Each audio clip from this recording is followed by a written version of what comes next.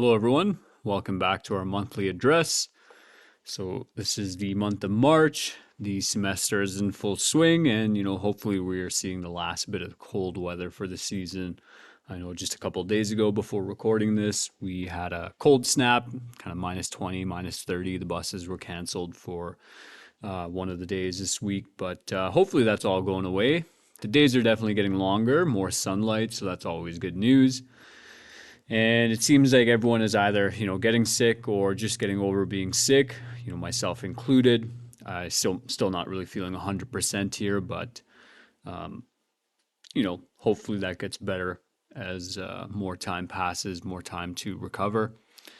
Just a couple of days in February where I got sick and had to take some time off work, and unfortunately didn't get to take as much time as I wanted to, just because of finding a substitute teacher can be difficult at times. But just some reminders, make sure you're staying home if you are sick. Make sure to practice good hygiene by washing your hands with soap and hot water, doing that regularly. Coughing or sneezing into your elbow, into your arm, and not your hand. Or some people, like a 4-year-old, will just sneeze and cough into the open air or just onto their desk or whatever.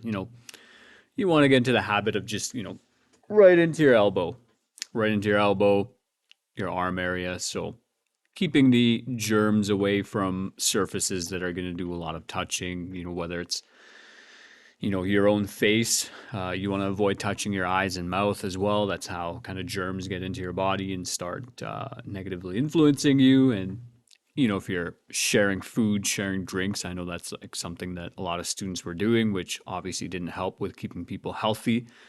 Now, why someone would share the same drink can or straw as someone who is obviously sick, I don't know, but tends to happen. Those are all things you want to be mindful of and avoid, if you're trying to stay healthy during this time where, people are getting pretty sick. But anyways, enough about illnesses. So again, the semester is really rolling along. Most of my classes in social studies have written an exam.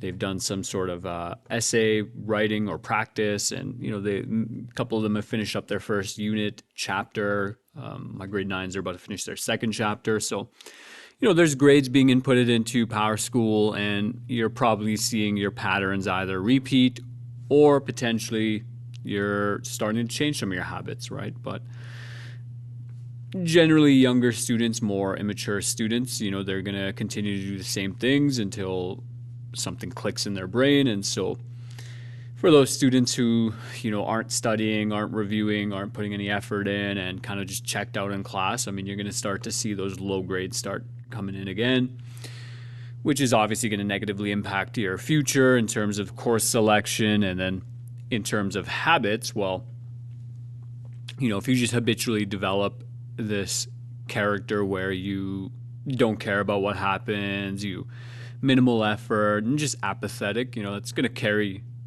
carry along with you for some time until you decide to break that.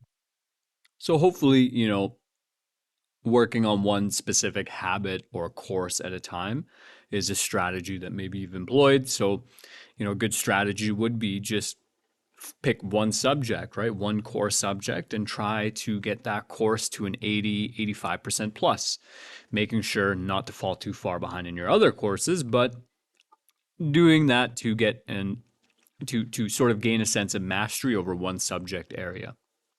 And if you can do it in one area, get a course to like 85, 90%, which is obviously going to be a big challenge. You're going to have to change your habits and maybe start changing a little bit of who you are. But if you can do that in one course, there's no reason why you can't get even your weakest subjects up to a 75, 70, 80% too, potentially. So if you listen to the February address, and we were talking about this idea of stewardship, doing the daily tasks you need to do to create consistency in the results you desire.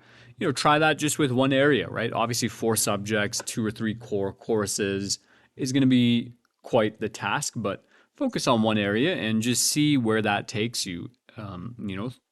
After one semester, see what you can achieve and really challenge yourself, right? Try your best to be consistent with that study habit. These are things that it took me years to develop, but also, these are things I had to learn on my own, right? Through trial and error, through failure, and not necessarily having that kind of adult figure in my life telling me that, you got to create those habits, the good habits early on and practice them so that, you can achieve consistent success in whatever area, whether it's sports, academics, or, you know, whatever you're kind of into, right? You want to focus on consistency and mastering one area of life potentially at a time, right? Just give it that focus. So that wraps up our March address. Hopefully you enjoyed this. If you did, like, comment, and subscribe, and I'll see you again next month. Take care.